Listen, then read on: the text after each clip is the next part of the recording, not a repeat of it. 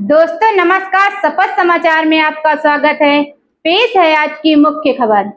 लखनऊ से एक अहम बयान सामने आया है। मदरसा अधिनियम को लेकर दारुल उलूम फारंगी महल के प्रवक्ता मौलाना सुफियान निजामी ने सरकार से अपील की है कि यदि मौजूदा अधिनियम में बदलाव या उससे निरस्त करने का निर्णय लिया जाता है तो उसके साथ एक नया बेहतर और व्यवहारिक कानून भी लाया जाए। उन्होंने कहा किसी भी फैसले का सबसे अधिक असर मदरसों में पढ़ने वाले छात्रों और वहां कार्यरत शिक्षकों पर पड़ता है, इसीलिए उनके भविष्य को सर्वोच्च प्राथमिकता दी जानी चाहिए। मौलाना सुफियान निजामी ने कहा कि मदरसे केवल धार्मिक शिक्षा के केंद्र नहीं है, बल्कि हजारों विद्यार्थियों की शिक्षा और हजारों शिक्षकों की आजीविका का आधार भी है। ऐसे में किसी भी कानूनी बदलाव से पहले सरकार को यह सुनिश्चित करना चाहिए कि छात्रों की पढ़ाई प्रभावित न हो और शिक्षकों के वेतन, रोजगार तथा भविष्य की सुरक्षा के लिए स्पष्ट व्यवस्था की जाए। उन्होंने कहा केवल पुराने अधिनियम को समाप्त कर देना समाधान नहीं है।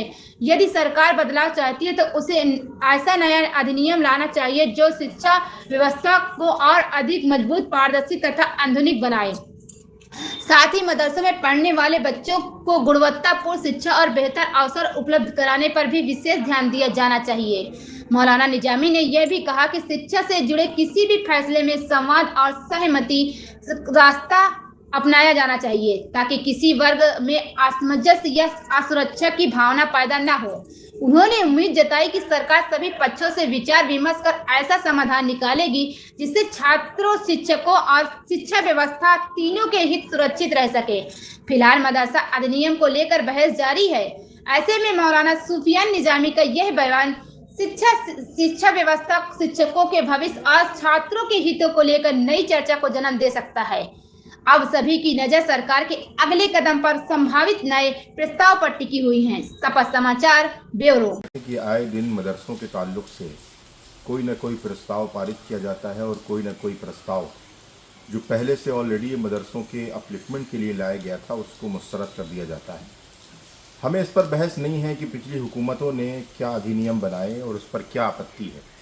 हमें बहस सिर्फ इस बात पर है कि मदरसों के मुताल्लिक उसके अपलिफ्टमेंट के लिए जो कुछ भी हुकूमतों की जिम्मेदारी है वो हुकूमतों को अदा करनी चाहिए। अगर इस अधिनियम पर आपत्ति है तो यकीनी तौर पर मदरसों के पढ़ने और पढ़ाने वाले असातिज़ा के ताल्लुक से उनकी सैलरी को महफूज रखने और सैलरी में देरी के ताल्लुक से जहां पर उत्तर प्रदेश महाविद्यालय अधिनियम 1978 दूसरे इदारों पर नाफिज है, उसी तरीके का कोई अधिनियम या उसी तरीके का कोई प्रस्ताव मदरसों के पढ़ाने वालों के सैलरी के तहफ़्फ़ुज़ से भी ज़रूर लाया जाना चाहिए। और मुझे लगता है कि अगर हुकूमत ने उस अधिनियम को या उस प्रस्ताव को मुस्तरद किया है जो 2016 में लाया गया था, तो उसके ख़िलाफ़ जाकर इससे अच्छा प्रस्ताव लाने की ज़रूरत थी ताकि मदरसों के मुताल्लिक़ जो कुछ भी बेहतर किया जा सकता है वो बेहतर किया जा सके। इसलिए सिर्फ हुकूमत को यह हक़ और इख्तियार नहीं होना चाहिए कि वो किसी भी प्रस्ताव को मुस्तरद कर दे, बल्कि उसके लिए ज़रूरी ये भी है कि उससे बेहतर कोई प्रस्ताव लाए ताकि मदरसों के ताल्लुक से जो बेहतर से बेहतर कार्य हो सके वो किया जा सके। आप देख रहे हैं शपथ समाचार।